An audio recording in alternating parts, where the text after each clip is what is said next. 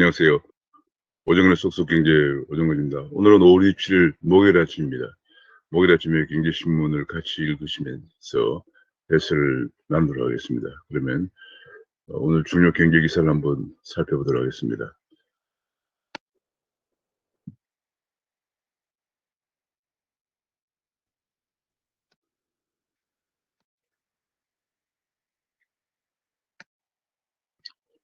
귀에 쏙쏙 들어가도록 경제 기사를 쉽게 전해드리는 명품 시사에서요. 5월 27일 아침을 시작하겠습니다. 구독, 알림 설정을 눌러주시면 감사하겠습니다. 오시훈 시장이 재개발 대못을 뽑아서 13만 가구를 공급하겠다. 이런 서울시 6대 규제 완화 방침을 밝혔습니다. 주거정비 지수를 폐지하고 정비구역 지정 기간을 단축하고 주민 동의 확인 절차를 간소화하고 해제구역 신규 구역을 지정하고 2종 실정 주거지 규제를 완화하고 매년 재개발 지정을 공모한다. 이런 얘기입니다. 박원순 시장이 계속 그 도시 재생이라고 그래서 재개발 지역을 대거 해제하고 도시 재생 지역을 선정을 해서 과거 옛날 모습을 유지하려고 하는 유지하는 그런 정책을 10년 동안 추진하면서 많이 낙후된 지역의 주민들의 불만이 비등해 왔습니다. 이번에 이제 오시훈 시장이 완전히 이런 재개발을 대못을 뽑아서 13만 가구를 공급한다. 그런 발표를 했습니다.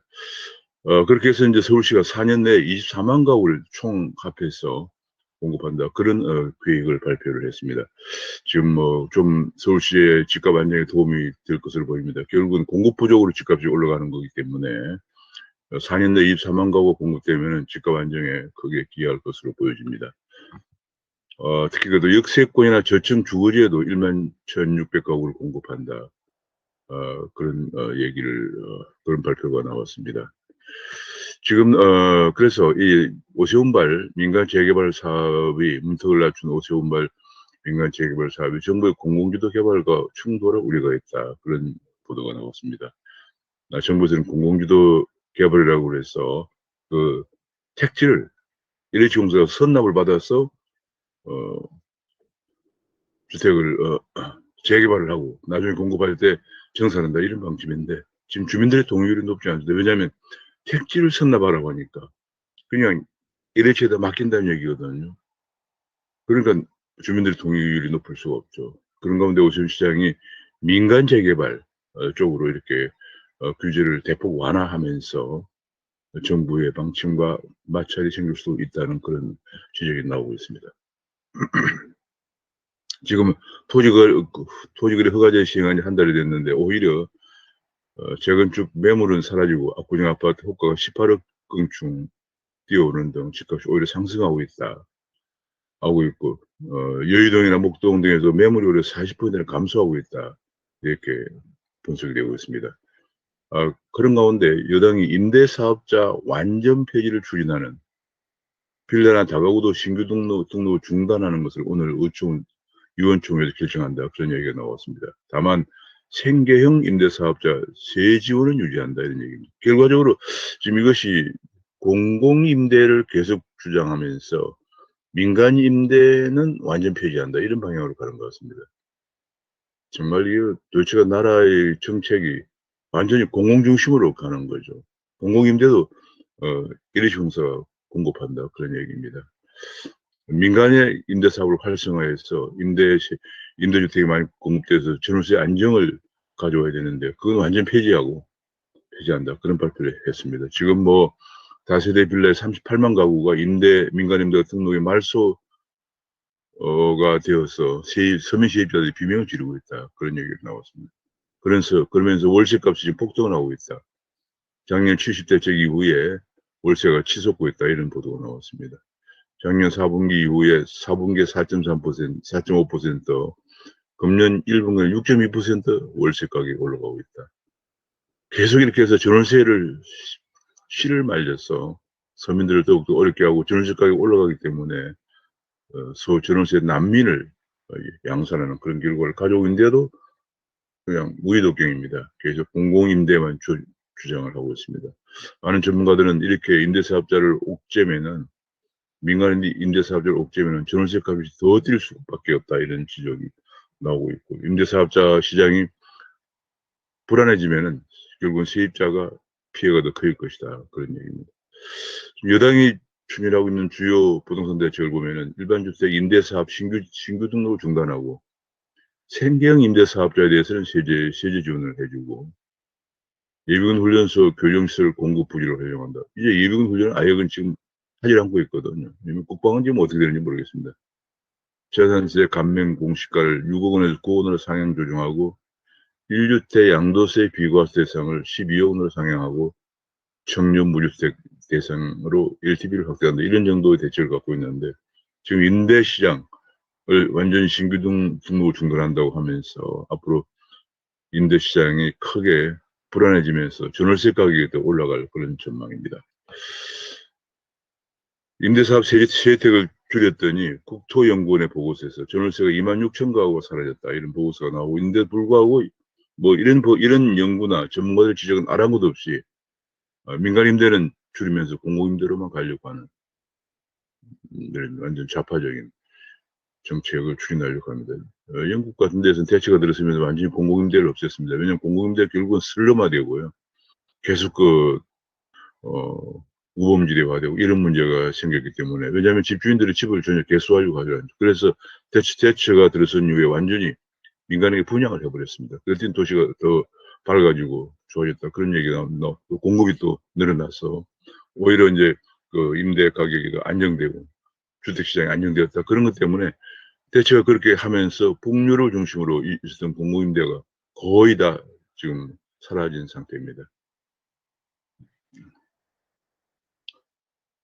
그러면 그런 가운데도 세종시 특공에 대해서 야당이 국정조사를 주장했습니다. 이 특공이 정말 얼마나 그 특공 결정에 특히 공직자들의 그 부당한 혜택을 누려왔는 걸 보여줬는데 여기에 대해서 국정조사를 거부했다. 민주당이 거부했다. 그런 얘기가 나왔습니다.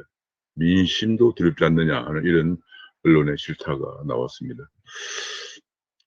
이제 백신 접종 관련해서 LDS 최소 잔여 주사기가 지금 현장에서는 주사기가 없다고 난립니다. 지금 우리나라의 또 백신 대책은 어느 정도 허술한지 얼마 전에는 마스크가 또 없다고 마스크 대란으로 또 난리더니 이번에는 또 주사기가 없다고 난립니다. 얼마 전에도 백신이 없어서 지금도 백신 고갈로 문제가 되고 있는데 백신은 근근히 지금 조금씩 들어오고 있는 것 같은데 이번엔 또 주사기가 없다 이런 얘기가 나왔습니다. 그런데 정부는 130% 확보했다 이런 발표를 하니까 일선 병원에서는 정말 황당하다 이런 반응을 보이고 있는데 현장에서는 없는데 그러니까 당국에서는 아마도 배송 지연 문제일 것이다 뭐 이런 얘기를 한다고 합니다. 지금 현재 이 방역 체제 자체가 기본적으로 좀 많은 문제를 내포하고 있는 것 같습니다. 뭐 문재인 정부 들어서 거의 모든 국정이 지금 굉장히 뭐 혼란을 빚고 있죠. 국정 담당 능력이 안 되는 사람들이 국정을 담당하면서 혼란을 빚고 있지만 이 국민의 생명과 직결된 이 방역 문제도 지금 도대체가 대혼란을 겪고 있습니다. 지금 뭐 오직 국민만 거리두기를 강조하면서 옥죄고 있고 마스크도 제대로 확보 안 돼서 대혼란, 마스크 대란을 가져오고 또 그런 가운데 또 뭐 그 당시에 보면 또 많은 마스크들도 또 중국으로 또 나갔어. 중국에서 해외에 기증하는 마스크에 한국 트레이드 마크가 찍혔다. 뭐 이런 얘기도 나오고. 한국에는 국내는 정말 마스크 대란인 중에도 그런 일이 벌어졌고. 뭐 또 백신을 구하지 못해서 전 세계에서 백신 접종률이 100위권 밖으로 밀려나기도 했고요. 이제 백신을 좀 구하려고 하니까 다시 또 주사기가 없다. 이게 도대체 무슨 얘기인지 이거야말로 국정조사를 해서 죄다 방역당국에 왜 이렇게 허술한지 정말 조사를 하거나 감사를 해봐야 될 필요성이 있지 않는가 생각이 됩니다. 이게 정말 백신에 의한 주사기 부족, 이게 비상 상황을 맞이하는 자세가 맞느냐 하는 그런 질타가 나오고 있습니다. 그런 가운데 접종 완료자는 7월부터 집합 금지를 전면 제외한다. 지금 아스트라제네카의 부작용이 속출하면서 접종 희망자가 50%대에 머물고 있기 때문에 접종률을 끌어올리기 위해서 한 번만 맞아도 집합 금지를 전면 제외시킨다. 뭐 이런 또 안을 또 발표를 하기도 하고 있습니다. 이번에 한미 정상회담에 최원목 교수는 기업 부담만 키웠다 이런 얘기를 키운 대미 외 정상회의의 재앙이다 이렇게 얘기했습니다. 사실 이번에 그 대인 정상회담을 잘 따져보면은 기업들이 44조 미국에 투자해 주기로 한 대가로 55만 명의 군인들의 백신을 가져온 거, 그 외에는 아무것도 사실 별로 없습니다. 물론 이제 백신을 삼성바이오에서 위탁 생산한다는 나오죠. 그건 어떻게 보면 기업 레벨에서 삼성바이오의 그 CMO 생산, 위탁 생산 능력으로 가져온 것이라고도 볼 수 있고 또 있기 때문에 실질적으로 우리가 우적 구체적으로 가져온 건 없다. 44조 원이라는 기업으로서 정말 법인세도 높고 규제도 많고 임금도 높고 노조도 강성인 이런 속에서 눈물겹게 쌓아둔 기업의 자금 44조를 미국에 투자를 하면서 대가로 얻은 것이라고는 55만 명의 군인들의 접종. 이 군인들 접종도 따지고 보면은 한미 연합 훈련을 하기 위해서 군인들의 접종을 먼저 하자고 한 것으로 보여집니다. 그래서 아마 그런 걸 보면서 기업 부담만 키운 대미 정상회의고 재앙이다 이런 얘기까지 나오고 있습니다. 이번에 사실 뭐 전부 기업 덕분에 그래서 며칠 전 조선일보는 숟가락 얹기 제왕이다. 뭐 가서 숟가락 먹고 온 거죠. 생색만 내면서. 정말 답답합니다. 이 도대체 국정이라고 하는 국가가 무슨 뭐 기업을 지원하거나 그런 것도 아니고 국가가 이번엔 다시 한번 증명된 것은 기업 경쟁력이 얼마나 중요한 것인가. 기업 경쟁력이 곧 국가 경쟁력이다. 이런 것을 다시 한번 보여주었습니다. 그런 가운데 이제 기술 안보 시대, 그말 이번에 미국에서 반도체라든지 이런 것들을 안보 산업으로 간주해서 반도체 동맹을 구축하고 있는 이런 시대에 한일 관계는 풀지 않을 것인가 하는 지적이 나오고 있습니다. 결국은 일본이 굉장히 그 소재 산업이 강하고요. 더 큰 문제는 기술 안보 시대에 한미 간의 동맹이 강화될수록 중국과의 관계가 약화될 수밖에 없고 문제가 생길 수밖에 없기 때문에 우리나라의 대중 의존도가 수출 의존도가 26%, 홍콩까지 포함하면 32% 정도 됩니다. 게다가 또 많은 기업들이 28,000여 개의 기업들 중국에 진출하고 있는 반면에 일본과 관계가 소원해지고 그동안에 여러 가지 위안부 문제, 징용구 문제가 소원해지면서 대일 수출과 대일 투자는 계속 줄고 있거든요. 사실은 그래서 한미 동맹을 강화하려면은 대중 의존도를 낮추는 대신에 대일 의존도를 더 높여가야 되는데 계속 관계가 정상화되지 않고 있다 하는 그런 지적입니다. 미국에서는 한국군의 백신을 지원해서 대규모 연합훈련을 하자고 하는데 우리가 왜 연합훈련 하자고 요구를 해야 될 상황인데 북한의 그 위협에 대비해서 오히려 문 대통령은 대규모 연합훈련은 어렵다 이렇게 얘기했다고 합니다. 그러면서 오직 전자권 환수에만 매달리고 있습니다. 전자권 환수를 점검할 것이다. 주한미군이 여기 주둔하고 있는데 작전권을 갖지 않고 주한미군을 여기 주둔시키겠습니까? 오직 지금 그동안에 좌파들의 줄기차게 주장해온 주한미군 철수를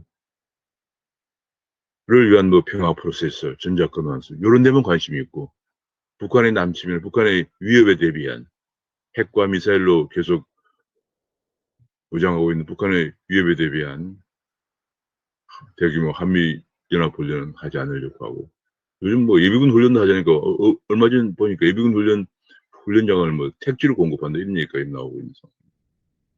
안보 문제는 도대체 어떻게 되는 것인지 국민들은 불안합니다. 한미 정상회담과 전술핵 재배치는 어떻게 되느냐 하는 얘기도 지금 나오고 있습니다. 북한은 전술핵을 계속 개발하고 있는데 우리는 지금 전술핵 재배치도 전술핵이 이미 옛날에 있던 전술핵이 나갔거든요. 미국의 전술핵이 나갔는데 우리는 핵이 없는 상황이에요.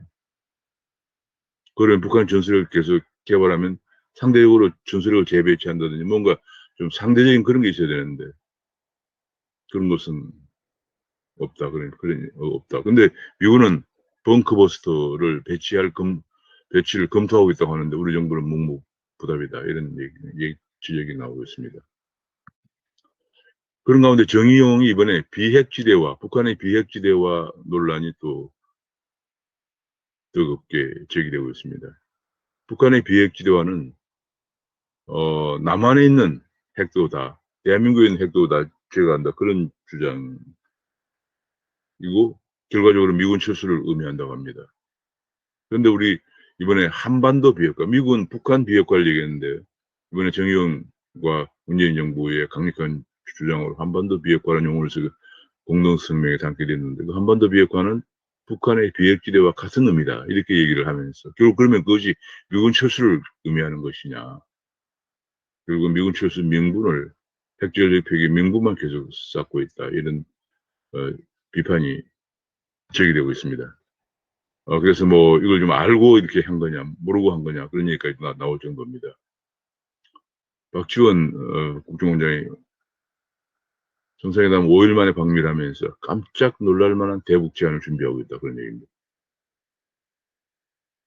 저는 가끔 궁금해요. 이 우리 대한민국 운명을 결정하는 이 중대한 문제를 깜짝 놀랄 만하게 이렇게 제안을 해도 괜찮은 것이냐. 적어도 국회에서 정보위원회 정도 하고는 논의를 해야 되는 것이 아니냐. 그냥 단독으로 가서 깜짝 놀랄 만한 제안을 해서 대한민국 운명을 좌지우지해도 되느냐 하는 생각을 하게 됩니다. 미사일 지침이 이번에 해제됐기 때문에 우주개발에 초석을 다지한다는 그런 전문가들의 지적도 나오고 있고요. 지금 북핵 해결이 더 어려운 구조로 가고 있다. 지금 북한은 이번에 북한 비핵화라는 말이 사라지면서 북핵 해결은 이제 거의 좀 언급이 되지 않고 있는 그런 상황입니다. 그러면서 계속 북한을 더 지원하자, 제재를 완화해야 된다, 이런 주장만 계속 지금 나오고 있습니다. 심지어는 판문점선은 100몇십조 원이 드는 판문점선언도 비준을 해야 된다, 이런 얘기까지 나오고 있는 속에서 우리는 정말 국방태세를 강화해야 된다, 하지 않으면 정말 큰일 난다, 이런 지적이 나오고 있습니다. 소주성 실패는 이미 국민들은 다 아는데 여당이 인정하는데 4년이나 걸렸다. 너무 급격한 임금 인상이나 주 52시간에 비탄력 지원 이런 것 때문에 자영업이나 연쇄기업들, 소상공인들이 다 지금 엄청나게 어려움을 직면하고 많은 기업들이 부도가 나면서 일자리가 없어서 청년들이 지금 30%가 일자리가 없고요. 그 청년들의 약 16% 정도만 정규직을 갖게 되고 나머지 취업하는 사람들의 거의 나머지 한 40% 정도는 전부 다 아르바이트나 비정규직에 취업하고 이런 실정 속에서 국민들은 다 그 고통을 이미 다 겪고 있는데 이걸 이번에 송영길 대표가 만시지탄이지만은 소주성 실패했다라고 얘기를 했다고 합니다. 실패했으면 정책을 전환해야 되죠. 자인을 하면서 정책 전환에 대한 전혀 언급이 없습니다. 문정부의 특징이 정책 실패를 인정하지 않고 전환을 하지 않는다는 겁니다. 암호화폐는 지금 일제히 반등을 하고 있습니다. 지금 뭐 비트코인부터 이더리움까지 전부 지금 여기는 이제 미국에서는 이 파란색이 상승인데 전부 상승을 하고 있습니다. 반등을 하고 있습니다. 비트코인은 38,790달러까지 올라갔습니다. 한국에서 일제히 올라가고 있습니다. 업비트 마켓 인덱스나 업비트 알트코인 인덱스 일제히 올라가면서 비트코인은 4,732만 원을 기록하고 있습니다. 한때 4천만 원 전까지 떨어졌습니다만은 4,732만 원으로 반등을 하고 있습니다. 이더리움도 한때 250여만 원까지 떨어졌습니다만은 340만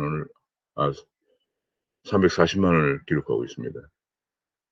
이더리움이 친환경이나 확장성이 강점이기 때문에 상승폭 비트코인을 압도하고 있다. 결국은 이더리움은 비트코인은 단순히 지급 결제용입니다. 반면에 이더리움은 확장성, 스마트 계약이라든지 이런 데 다방면으로 쓰여지면서 특히 이제 작년 하반기부터 디파이라고 그래서 탈중앙화 금융이 크게 늘어나면서 그 디파이를 하는 스마트 계약에 이더리움이 사용되면서 이더리움의 수요가 증가하면서 가격이 비트코인의 2배 정도 올라가고 있는 그런 모습을 보이고 있습니다.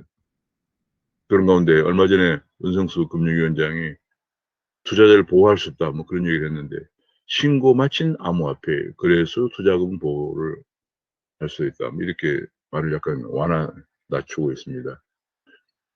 원성수 위원장은 암호화폐 거래소가 폐쇄를 언급했던 것은 안전한 데로 옮기라는 뜻이었다라는 해석을 다시 하고 있습니다.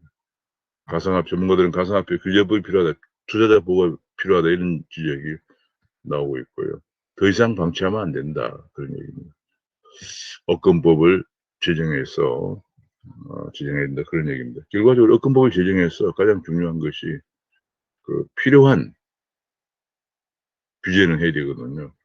거래소가 너무 무분별하게 난립해서 무작위 거래소가 제대로 상장 심사도 하지 않고 있는 상장에서 투자자를 울리는 그런 일이 있으면 안 되겠죠. 그런 것들을 당국이 해야 되는데 하지 않기 때문에 지금 생태계가 굉장히 혼탁해지고 있는 거죠. 그런데 가상자산 관련 조직을 기재부 내 신설을 검토하고 있다 이런 얘기 나왔습니다. 이것이 금융 문제인데 자꾸 금융위원회가 이걸 인정하지 않으려고 하니까 기재부 내에 신설한다 그런 얘기가 나오고 있다는 좀 정말 어디 보면 너무 앞뒤가 안 맞는 그런 얘기가 나오고 있습니다. 중국이 이제 코인 거래를 금지한 데 이어서 채굴까지 전면 금지하면서 채굴을 하면은 사회적 신용불량자로 지정을 해서 일종의 사회적으로 시키겠다 이런 엄포까지 나왔습니다. 중국은 지금 내년 2월 달에 디지털위원회 상용화를 앞두고 가급적 민간 디지털 화폐를 억누르려고 하는 이런 조치를 강도 높게 내놓고 있는 그런 상황입니다. 주식시장에서 주가가 소폭 하락을 했습니다. 외국이나 개인들이 순매도를 하면서 소폭 하락을 했고요. 그런 가운데 앞으로 영화가 이제 코로나가 좀 괜찮아지면 잠잠해지면 영화 수요가 늘어날 걸 예상을 하고 영화 관련 주가가 올라가고 있다 그런 보도가 나왔습니다. 미국에서는 주가가 소폭 상승을 했습니다. 가장 소폭 상승한 것이 연준의 지금 현재 물가 상승률이 4월 달에 4.2%가 나오면서 굉장한 경고를 줬는데 연준 당국자들이 이건 일시적이다. 계속 그렇게 안심시키는 발언들 연달아 지금 하고 있고요. 그러면서 이제 지금 연준의 예컨대 클라리다 연준 부의장 등이 다가올 회의, 결국 6월 15, 16일에 6월 회의에서 앞으로 자산 매입 축소 논의를 시작하는 시기가 올 것이라고 언급을 했습니다. 6월 달 FOMC에서 굉장히 주목이 되고 있고요. 또 그런 가운데 비트코인 가격도 이제 반등을 하면서 덩달아 주가도 올라가고 있는 그런 모습을 보이고 있습니다.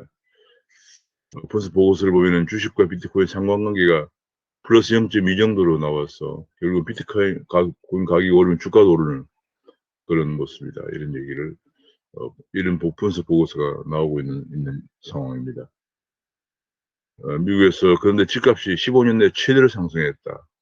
주택가격 지수가 굉장히 많이 올랐네요. 3월 주택지수가 13%나 오르면서 백악관도 가파른 상승을 걱정할 정도로 올라갔기 때문에 연준 인사들은 긴축을 논의할 수도 있다 이런 얘기까지가 나오고 있습니다. 지금 앞으로 연준의 6월 지금 이게 물가가 일시적이다 하는 그런 발언이 나오는 반면에도 집값이 폭등을 하면서 또 금리 인상 가능성에 대해서도 얘기를 하고 있고 그래서 지금 뭐 결과적으로 FOMC가 전체적으로 모여서 어떤 결과를 내놓을 것인지 6월 FOMC가 주식 가격이나 비트코인 암호화폐 가격에 다 중도한 영향을 미치기 때문에 주목이 되고 있는 그런 상황입니다. 문재인 정부 들어서 국채가 150조 원을 증가를 해서 이것들이 전부 다 이 증가한 국채가 작년 말에 140조까지 국채 잔액이 증가했는데 지금 2017년 말만 하더라도 546조밖에 안 됐는데 작년 말에 금년의 계획으로 보면 840조까지 돼서 결국 이것이 결국은 지금의 30세 이하 2030이 그러니까 20이 30년 후에 다 갚아 나와야 된다. 그런 문제점이 있다는 지적이 나왔습니다. 케뱅이 실탄 1조 2,500억 원을 마련하게 되었다.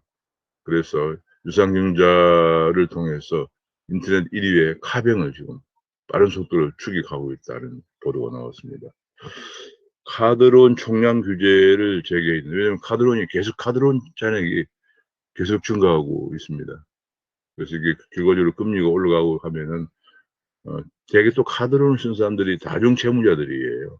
다른 거 좀 하다가 그것도 부족해서 카드론을 쓰는 거거든요. 그래서 총량 규제를 재개해서 하는데 이렇게 결과적으로 금융시장 안정을 위해서 하지만은 저신용자들은 대출을 받을 길이 막혀서 잘못하면은 불법 사채의 늪으로 빠지게 되는 그런 문제가 있다.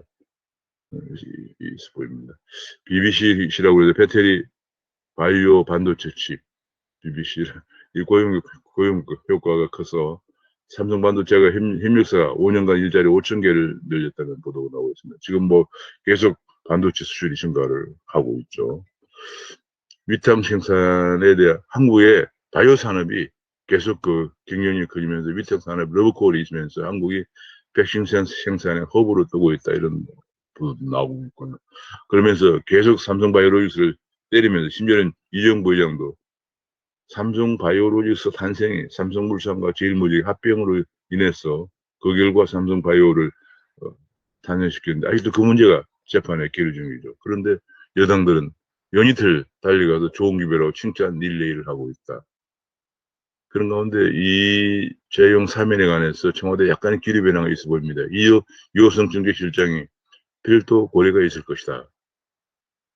이런 얘기가 나왔습니다. 사실 이번에 판매 정상회담의 성과도 삼성전자에 20조 원을 달하는 미국의 투자, 그다음 삼성 바이오로직스의 모더나 위탁 생산 이런 것들이 사실 결정적으로 중요한 내용이었기 때문에 이정 부회장에 대해서 별도의 고려가 있어야 되는 그런 상황이라고 생각이 됩니다.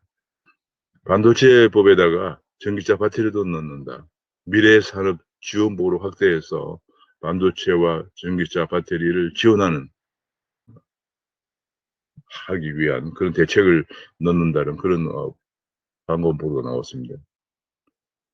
미래산업은 국가 전략무기 산업이다. 이번에 미국에서 반도체 백악관 반도체 회의 때 바이든 대통령이 주재를 하긴 했지만 거기 국가안보 특보라든지 이런 사람들이 참여를 하면서 반도체가 안보 전략 산업이라는 것을 그대로 바로 보여주었습니다. 그래서 성장 엔진의 판을 키워야 된다. 그런 지적이 나오고 있고요. 또 소형 원자로나 원격 의료도 육성책이 시급하다. 이런 집안 족쇄 보안들을 손질해서 적극에 투자를 하도록 하는 게 필요하다는 그런 권고가 나오고 있습니다. 한국은 진입 규제 면에서도 OECD 국가 중에서 특기담으로 가장 높다. 이런 기업들이 진입하고 퇴출이 원활하게 잘 돼야 되는데 진입 규제 턱이 이렇게 높아서는 많은 스타트업들이 새로운 기업들이 진출을 해서 일자리를 창출할 수가 없죠. 진입 규제를 하고 진입을 가로막고 있는 규제를 빨리 획파할 필요성이 크다고 보여집니다. 그런 저런 것들 때문에 결국은 우리나라 기업들의 계속 해외 투자는 증가하면서 국내 설비 투자는 지금 안 되고 있다 그런 얘기입니다. 지금 여기 보면은 2020년에 해외 투자가 지금 55억 달러. 이게 지금 국내 설비 투자, 이게 해외 투자 단위가 조금 이상한데요. 그러면 이게 지금 549억 달러라는 얘기인데 10억 달러니까 제가 알기로는 대충 얘기했지만 2020년에 한 50억 달러 안팎이었거든요. 근데 어쨌거나 국내 설비 투자는 계속 늘지 않으면서 해외 투자는 게 증가하고 있는 그런 추세를 보이고 있습니다. 이 통계를 다시 한번 체크해 볼 필요가 있는 것 같습니다. 그래서 설비 투자 증가율이 중국이 4.4%, 일본이 3.9%인데 한국은 2.5%밖에 되지 않았다. 지난 10년간의 설비 투자 증가율입니다. 우리 경제가 지금 계속 깔아앉고 있다는 것을 보여주고 있습니다. 계속되는 반기업 정책, 친노조 정책으로 인해서 기업들은 계속 해외로만 나가고 있는 그런 모습, 안타까운 모습을 보여주고 있습니다. 그래서 기업의 투자 엑소더스라고 그래서 결국은 규제 올가미에 지친 결과 기업들이 해외로 나가고 있다. 그런 지적이 나오고 있습니다. 주 52시간 애로를 해소하기 위해서 고용노동부가 어제 중소기업 중앙회와 함께 중소기업에 설명회가 있었는데 52시간 도입 지원 설명회가 있었는데 제발 좀 탄력적으로 적용해달라. 이런 하소연이 있었다고 합니다. 이런 맨날 가서 친기업 쇼나 청침하지 말고 해법을 내놓아야 된다. 그런 지적이 나오고 있고요. 지금 상속세 때문에 지금, 얼마 전에 고이건희 회장의 상속세 문제가 너무 많은 상속세가 세계적인 이슈가 되기도 했지만 지금 얼마 전에 어떤 저축은행도 상속세 때문에 회사를 결국 매각해야 되는, 상속을 못하고 매각해야 되는 그런 상황에 처하면서 이제 상속세 대신에 주식 처분 때 세금을 매기자. 그런 것들이 캐나다, 호주 같은 데서 하고 있는데 그런 제도를 도입할 필요가 있다는 전문가들의 지적이 나왔습니다. 보를 개방하면서 물이 없어서 지금 이제 농번기인데 물이 없어서 농민들이 물을 퍼올리는 전기료만 10배가 증가했다. 이런 안타까운 얘기가 계속 나오고, 이것은 뭐 보를 개방하면 안 된다. 농업용수를 흘려버리면 안 된다고 수차례 지적을 해왔지만 막무가내로 보를 개방해서 물을 흘려보내고, 지금은 농번기라 물이 농업용수가 필요하기 때문에 물을 길어 올리는, 우물을 파서 물을 길어 올리느라고 전기료만 10배는 들고 있는 농민들의 하소연이 나오고 있습니다. 지금 도대체가 보를 해체하거나 물을 개방한다는 이런 문제. 지금 뭐 모든 정책이 문제가 부작용이 계속 나오고 있는데도 시정이나 전환이 전혀 없습니다. 박원순 씨의 서울시의 시민단체 복마전, 빙산의 일각이 드러나고 있다. 주민 3명 이상만 모이면은 심사를 거쳐 최대 1,000만 원까지 지원을 했다고 합니다. 10년간 100억 원이 지원됐다고 하니까 정말 어이가 없는 사태입니다. 지금 박원순 서울시장에서 늘어난 각종 위원회에도 100여 개가 늘어나서 그 위원회는 전부 좌파 시민단체들이 차지했었고요. 게다가 또 이런 마을 공동체라 해가지고 3명 이상 모여서 하면 돈을 이렇게 많이 10년간 100억을 지원했다, 이런 얘기가 나오면서 이것이 빙산의 일각에 불과할 것이다, 이런 지적도 나오고 있습니다. 정교조가 교육부에서 800평 사무실 달라. 제가 뭐 지금 끝이 없습니다. 민노총 정교조 좀 좌파들의 떼법 무리한 요구는 끝이 없군요.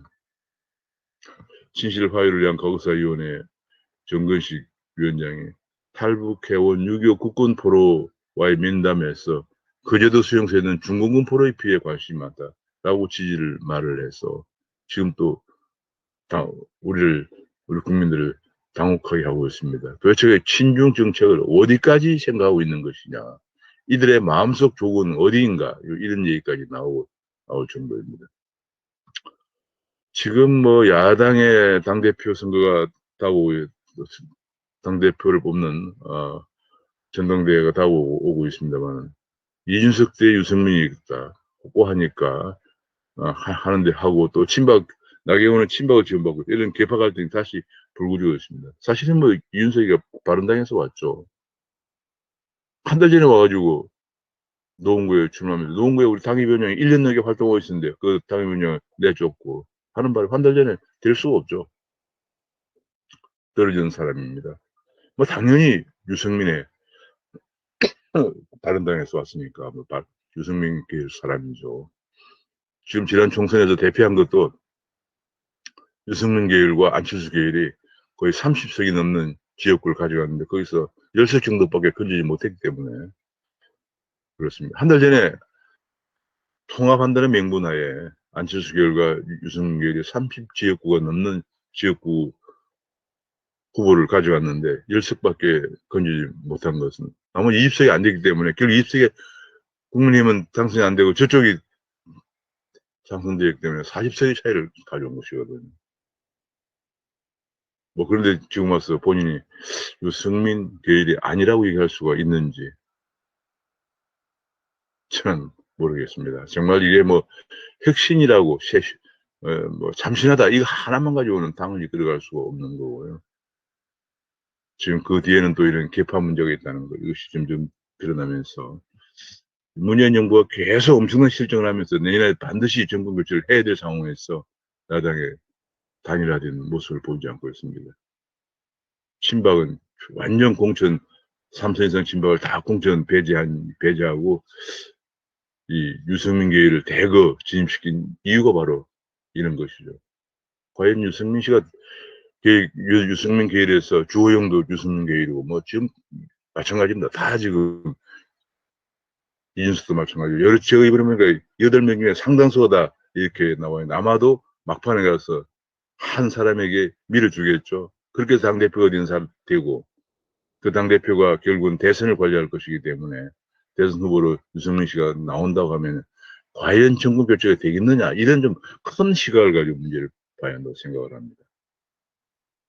정말 답답합니다. 정말 좀 더 큰 대한민국을 바라보는 큰 시각을 가지고 문제를 봐야 된다고 생각합니다. 오늘은 말씀을 여기서 마치겠습니다. 뭐 여전히 지금 뭐 경제는 지금 특히 그 주택 정책은 죽비를 맞는다고 실패했다 하는 것을 대통령이 당원문에서 대통령이 인정을 한 지가 벌써 50일이 경고돼 있지만 여당 내에서 설랑설레 좌충우돌하면서 아직 답변을 내놓지 못하고 한미동맹의 파열음은 한미 정상회담이 지금 끝난 지 며칠 되지도 않았는데 대북 정책과 특히 대북 정책에서 엄청난 혼선을 초래하고 있는 그런 상황입니다. 그런 가운데 문정부를 이 실정을 뒤엎고 정권 교체를 할 야당도 지금 통합되지 못하고 혼란을 보이고 있는 모습을 보여서 안타깝습니다. 오늘 말씀을 여기서 마치겠습니다. 감사합니다.